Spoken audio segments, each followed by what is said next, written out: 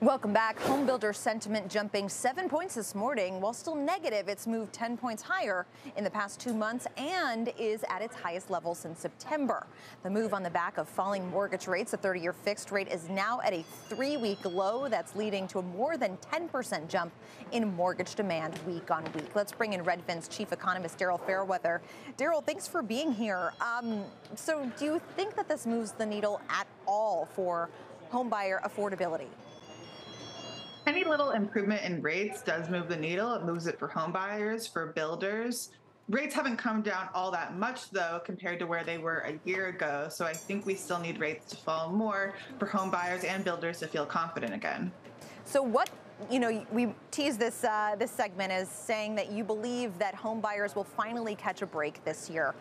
A lot of that, as we've discussed, kind of is incumbent upon what happens with the supply of homes. How do you see that dynamic shifting in 2024 that would yield kind of some loosening of the current situation that would make homes more affordable for people out there?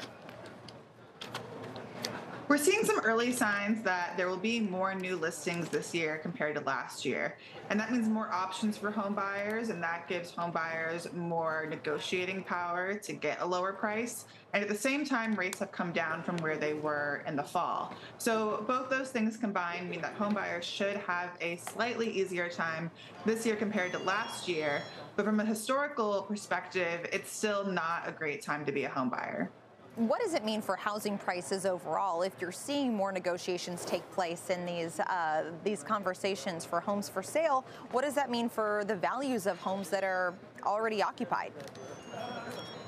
I don't think a homeowner will be guaranteed an increase in equity this year. It may happen in some places that are gaining home buyers, Sacramento and Central California, for example. But other places where people are leaving, those home values may continue to fall. And at the very least, people can't be guaranteed an increase in their home values. Daryl, are you surprised at some of the high-frequency data that looks at, say, asking rents down 5 months in a row, down year on year, not feeding into shelter components of CPI? When do you think that really starts to happen in force? It should happen. The way that CPI measures the cost of housing, it's a bit indirect. It's a survey, and those survey respondents, they might be paying attention to what's happened to them personally. Like, has their rent gone up since the last time they got their lease renewed, which may have been 2 years ago. So I think that the current data that we see is going to start showing up eventually, but there may be months where it doesn't look like it's improving.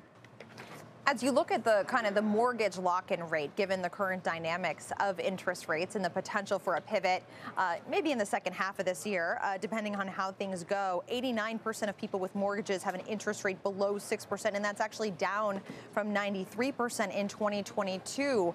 How does that dynamic shift consumer behavior as it pertains to their willingness to move out of their homes and or stay put? We are still feeling the consequences of the loose monetary policy we had during the pandemic. When mortgage rates were at 3%, so many people, anybody rational, would go out and get a 3% mortgage at that rate, at a 30-year fixed rate they can hold on to for decades. But that locks people in place. We're seeing some more new listings pop on because life happens and people need to move on, and that mortgage rate may not be enough for them to stay. It's really just a financial decision. Are they better off staying where they are with that low mortgage payment, or are they better off moving and perhaps having a better job opportunity or better life opportunities in general? We're starting to see more people decide that it's time to move. Yeah, and that's why your point about just the idiosyncratic markets is important. Daryl, thank you. Appreciate it. Thank you. After a big year for work,